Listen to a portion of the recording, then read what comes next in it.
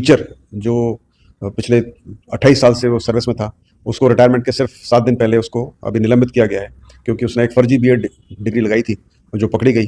तो आपके माध्यम से बोलना चाहूँगा कि आप तैयारी करें, अपने खुद की मेहनत पर भरोसा रखें, और आपके पास यदि पात्रता की शर्तें पूरी करें तभी आप परीक्षा में बैठें। यदि आप पात्रता की शर्त पूरी नहीं कर रहे हैं, आपने कोई फर्जीवाड़ा करने की प्रयास किया है, गलत कैटेगरी में बैठने का प्रयास कर रहे हैं, तो आप पकड़े जाएंगे और आपको नुकसान होगा। तो अच्छा होगा कि आप बाद में नया फॉर्म भरें और सही चीज़ें लिखें। इसके अंदर हमने ऑब्जेक्शंस मिले हैं और काफ़ी सारे ऑब्जेक्शंस हैं, तो ऑब्जेक्शन निकलने के बाद ही बता सकते हैं। एक्चुअली डिपेंड करता है, ऑब्जेक्शन को निस्तारण बहुत जरूरी होता है, क्योंकि उसके लिए एक्सपर्ट्स को बुलाना पड़ता है, एक्सपर्ट्स की अवेलेबिलिटी होती है, तो कई सारी चीज़ें इसमें देखनी पड़ती है। तो यदि हमारे ऑब्जेक्शन ज़्यादा नहीं होते हैं तो कम होते तो जल्दी होता है, ज़्यादा होते हैं और उसमें एक्सपर्ट्स मिल जाते हैं तो फिर दिक्कत नहीं होती।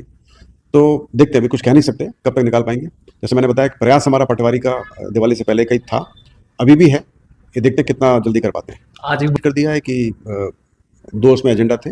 एक तो था L2 की डीवी की लिस्ट इंग्लिश सब्जेक्ट के लिए और साइंस के सब्जेक्ट के लिए, तो उसके लिए जो कैंडिडेट्स कम पढ़ रहे थे उनके लिए डीवी के लिए हमने लिस्ट निकाली है, जो कि हम अपलोड कर देंगे। और दूसरी थी हमारी स्टेनो परीक्षा, जो कि काफ़ी पहले हुई थी, उसके बाद उसका फिर स्किल टेस्ट हुआ था और उसकी लिस्ट हमने निकाल दी है। मतलब वो अपलोड अपनी अनुमोदन हो गया उसका, लगभग 904 या कुछ ऐसे कैंडिडेट्स उसमें क्लियर हुए हैं। तो ये लिस्ट हम जल्दी अपलोड कर देंगे, तो बच्चों को पता पड़ जाएगा। आपके माध्यम से सभी को बहुत बहुत शुभकामनाएं, बहुत बधाई जिन बच्चों ने उसमें सफलता हासिल की है।